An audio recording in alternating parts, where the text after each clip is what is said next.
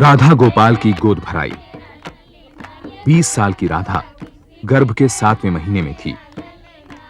उसकी शादी साल भर पहले लक्ष्मण कुमार से हुई थी। दहेज की रकम थी 70,000 रुपए। अरे बहू, जाओ जरा अंदर से मिठाई तो ले आओ। जाओ, आराम से उठना, आराम से। हाँ। पर शादी के महीने भर में राधा के ससुराल वालों की तरफ से दहेज की मांग बढ़ गई। उन्होंने राधा को डराना धमकाना शुरू कर दिया। इन धमकियों की बेबस गवाही राधा की पड़ोसन और सहेली रामेश्वरी ने दी। अच्छा बहू, तुमने अपनी माँ को तो बता दिया है ना कि अगर लड़का हुआ तो स्कूटर फ्रिज देना पड़ेगा, और लक्ष्मण को नया धंधा शुरू करने के लिए सिर्फ 20,000 रुपए। अरे ऐसे क्या देख रही हो मुझे? अरे ये तो हमारे यहाँ रिवाज है। चल मिठाई ला, चल।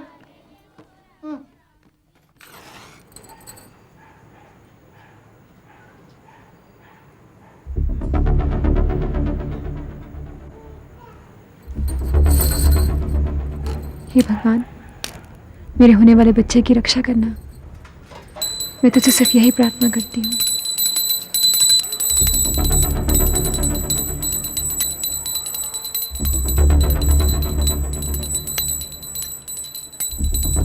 राधा, जरा बच्ची के लिए दूध तो गर्म कर लो। जी माँ जी।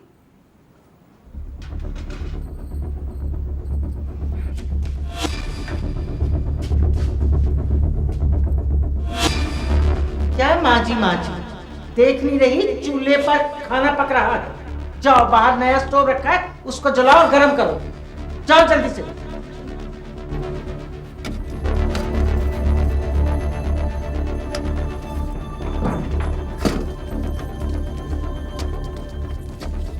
ये सब क्या है? नहीं नहीं, नहीं,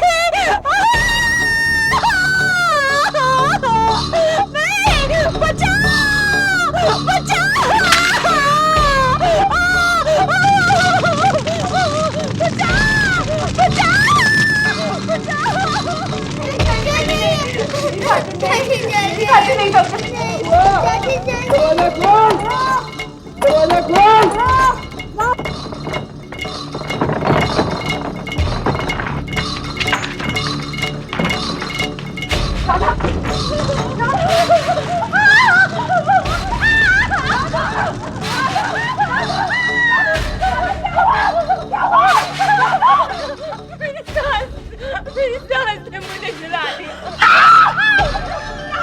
मतलब किसी ने नहीं जलाया तुझे?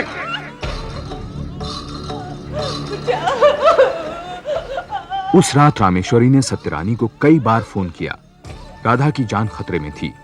हादसे के 1 घंटे के अंदर सत्यरानी राधा के करीब थीं। नमस्ते दीदी, मैं रामेश्वरी हूँ। मैंने ही आपको फोन किया था। वो अभी अभी राधा को लेकर गए। आइए मेरे साथ।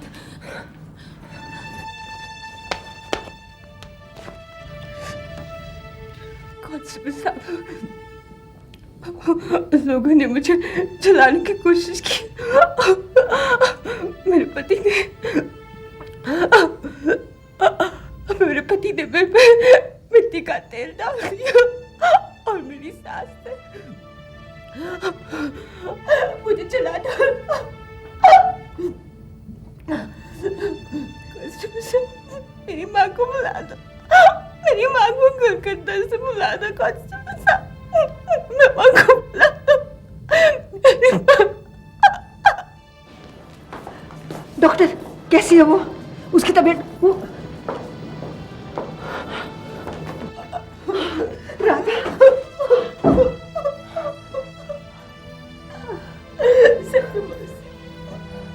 मैं मरना नहीं चाहती सत्यवासी। मैं मरना नहीं चाहती। मुझे बचा, मुझे बचा, मेरे बच्चे को बचा लो सत्यवासी। तुझे कुछ नहीं होगा राधा, कुछ नहीं होगा तुझे। सच्चाई बताने के लिए तुझे जिंदा रहना पड़ेगा। कुछ नहीं होगा तुझे। अगली सुबह 6:10 पर राधा ने दम तोड़ दिया।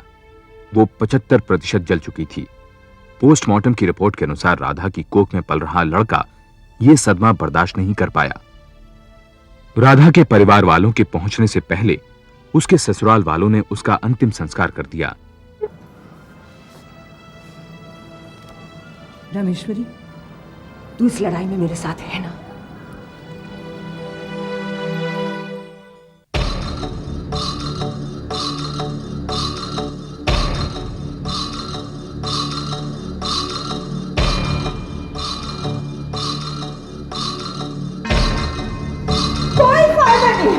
कोई फायदा नहीं है। इतने बड़ी बड़ी अदालतें, इतने बड़े बड़े वकील, लेकिन कोई फायदा नहीं। क्या आप देख रही हैं, राधा गोपाल के पेट में 9 महीने का बच्चा पल रहा था जब उसे मार डाला गया। मैं इसको जानती थी, ये मेरी बेटी बीना की सहेली थी। सत्यरानी राधा गोपाल के केस को लेकर नामी वकील और विमेन एक्टिविस्ट रीना समतानी के पास गईं। पिछले 2 साल से सत्यरानी की बेटी का केस लड़ रही रीना समतानी राधा का केस लड़ने को तैयार हो गईं। सत्यरानी की असली परेशानी थी राधा की मां, जो केस लड़ने से घबरा रही थी। देखिए, वो सहमी हुई, सुबकती हुई औरत जो अपने आंसू बटोर रही है, बेचारी तो ये भी सोचने से घबराती है कि उसकी बेटी का खून हुआ है। आप मुझसे क्या चाहते हैं? बरसों से बहू बेटियों को दहेज के लिए जलाया जा रहा है, लेकिन आज तक अदालत इसको जुर्म नहीं मानती और जलाने वालों को खूनी नहीं समझती। अगर आपको बीना का केस लड़ना है तो पहले आपको राधा की जलती हुई आत्मा को इंसाफ दिलाना होगा। आपको राधा का केस लड़ना होगा।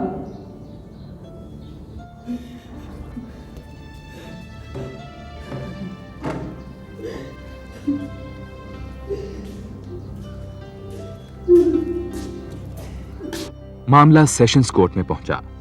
उसके पति लक्ष्मण कुमार और सास शकुंतला देवी को मौत की सजा हुई।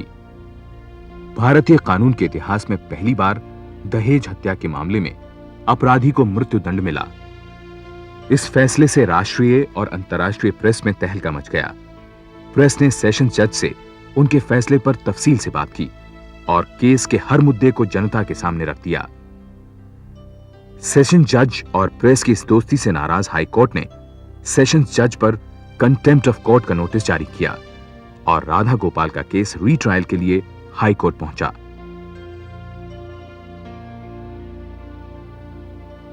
आपकी बेटी को मारने वालों के खिलाफ कोई सबूत है जी आपके पास? ये कैसी अदालत है? माँ का दिल नहीं देखती, सबूत मांगती है। वकील साहब, आप रहने दो, आप ये केस ही खत्म कर। अरे क्या कह रही हैं आप? ऐसे हार मत मानिए, आप डरिए मत।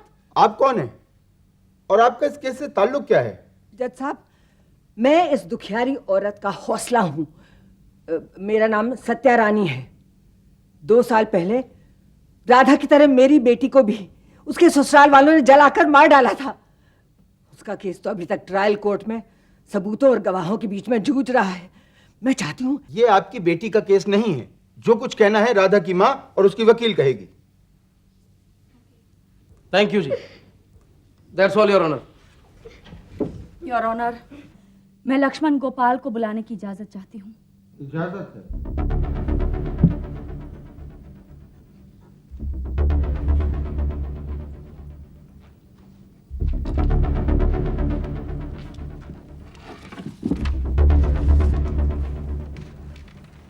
मिस्टर लक्ष्मण गोपाल, जिस रात आपकी पत्नी जल रही थी, आप कहाँ थे?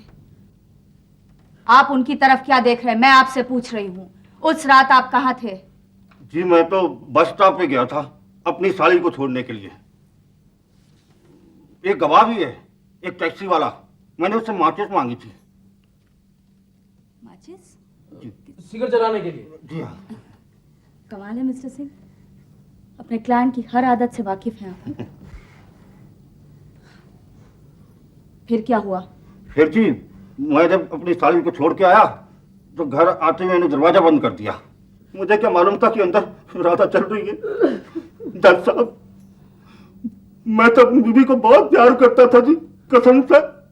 मैं क्यों उसे जलाता? मिस्टर गोपाल, मुझे लगता है आपको ठीक से सुनाई नहीं देता। शायद आपके पड़ोसियों ने वो चीखें सुनी और आप जो घर के अंदर थे कुछ नहीं सुन सके। मुझे तो ये ठीक नहीं लगता। मिस शमधानी, शायद पड़ोसियों के शोर मचाने की वजह से मिस्टर लक्ष्मण अपनी बीवी की आवाज नहीं सुन सके होंगे। मैं राधा गोपाल की सास शकुंतला देवी से पूछताछ करना चाहूंगी, योर ऑनर। इजाजत।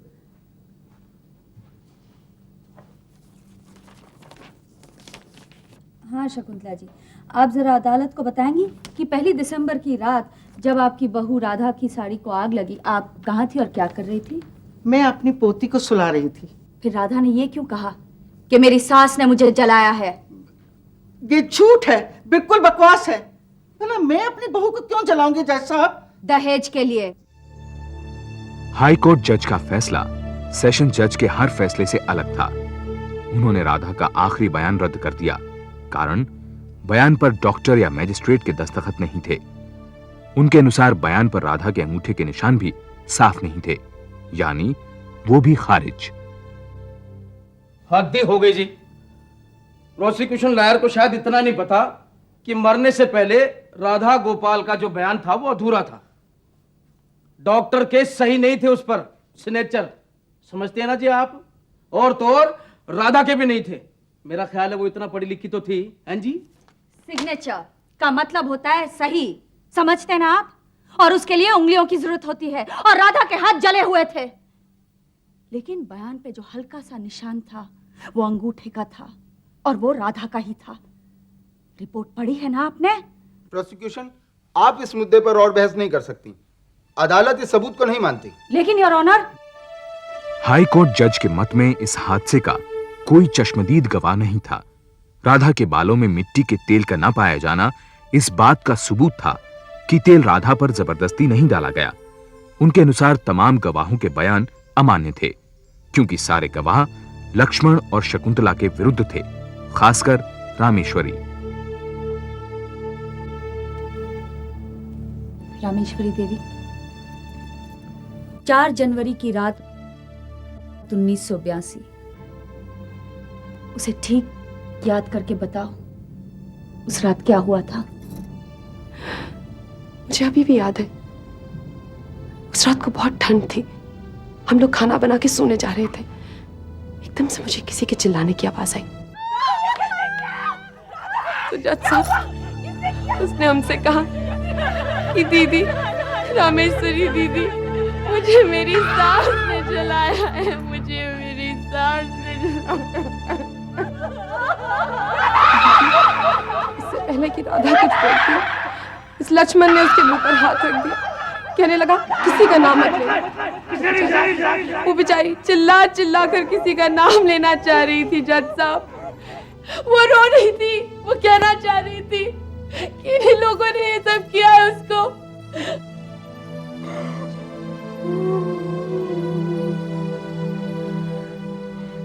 योर ऑनर, इससे ज्यादा और क्या सबूत चाहिए अदालत को?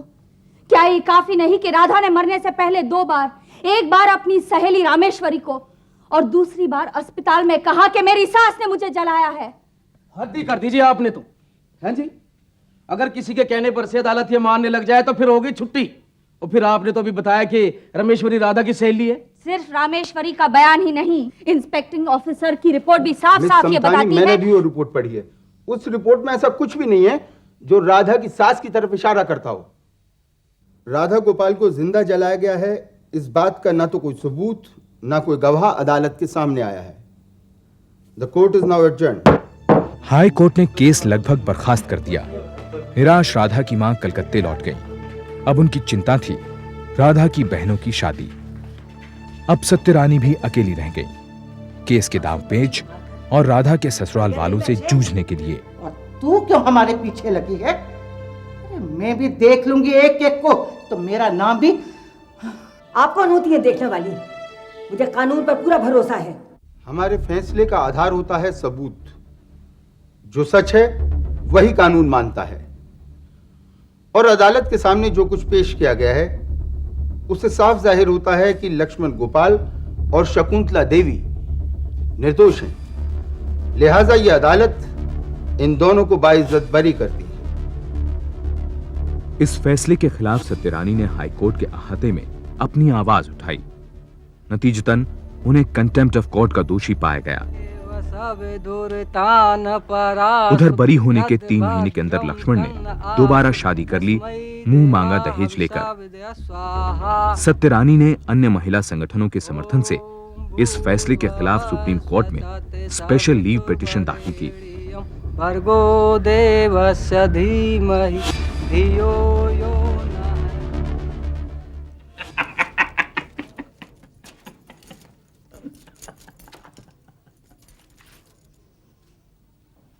आप राधा के खून से निर्मला को रंग रहे हो लक्ष्मण, इसके खून से किसको रंगोगे? निर्मला, तू अंदर जा। खून कभी छुपता नहीं, कभी नहीं छुपता खून। ये आप क्या कह रही हैं? सुना नहीं तुमने? तू अंदर जा, जा अंदर। देखिए, मैं आपको बहुत इलाज कर रहा हूं, मैं आपको बता रहा हूं। राधा तुझे छोड़ेगी नहीं, नहीं छोड़ेगी तुझे। वो किसी ना किसी रूप में जरूर आएगी।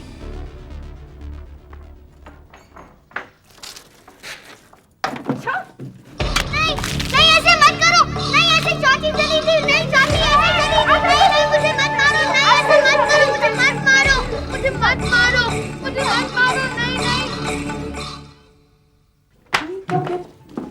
ये पता नहीं मुन्नी को क्या हो गया। मैंने तो सिर्फ पानी फेंका था उस पे। तू अंदर चल, अंदर चल।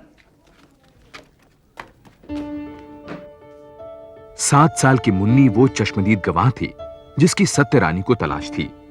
मुन्नी ने सत्यरानी को बताया कि जिस दिन राधा जलाई गई उसी दिन घर में एक नया स्टोव और मिट्टी के तेल से भरा 16 लीटर का जेरिकन खरीद कर लाया गया। उसने ये भी बताया कि उसकी चाची राधा को लक्ष्मण और शकुंतला ने जलाया, पर 8 साल से कम उम्र वाले गवाह का बयान कोर्ट में मान्य नहीं था। और इसका सबूत ये इन्वेस्टिगेटिंग ऑफिसर की रिपोर्ट में है। ये रिपोर्ट जिसे हाई कोर्ट ने कोई अहमियत ही नहीं दी।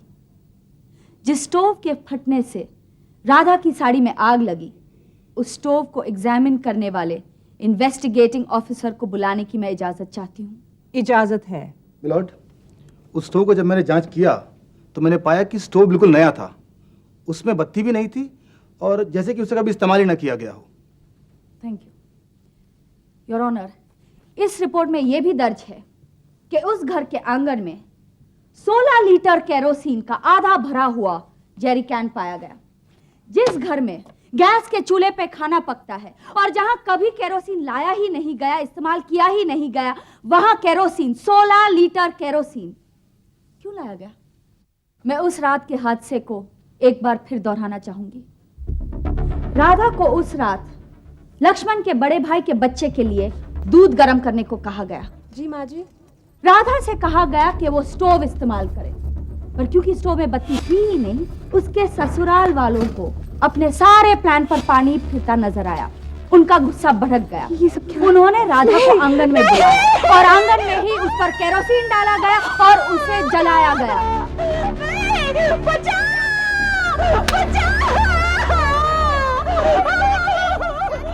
Your Honor, this is a clear case of murder for dowry, a double murder at that. क्योंकि राधा के साथ साथ उसके पेट में पलते 9 महीने के बच्चे का भी खून किया गया। योर ऑनर, इस मेडिकल रिपोर्ट के मुताबिक राधा का जलना फर्स्ट या सेकंड डिग्री का था।